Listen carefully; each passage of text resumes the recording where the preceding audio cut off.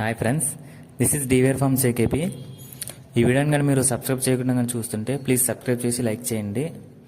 మన వీడియోలో చెప్తుంది ఏంటంటే, మనకి చాలామంది ఫోన్ చేసి అన్న పిల్లలు అనేది 15 రోజుల నుంచి 20 రోజుల గల వయసు పిల్లలు చనిపోతున్నాయినా ఏం చేయాలని అడుగుతున్నారు.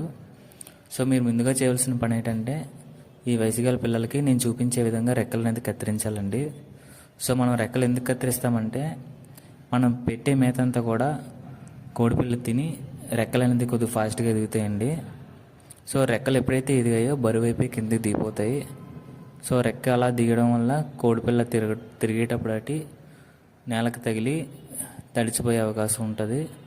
సో రెక్క తడడం వల్ల బరువు అయిపోయి కిందకి వాలిపోతాయి రెక్కలు అనేది. సో అలా రెక్కలకి తడిచిపోయినా అలా బ్యాక్టీరియా వచ్చినా జబ్బులు అవి వచ్చేస్తాయండి బేగా. సో అందుకే నేను చూపించే విధంగా రెక్క అనేది కత్తిరించండి. Thank you so much.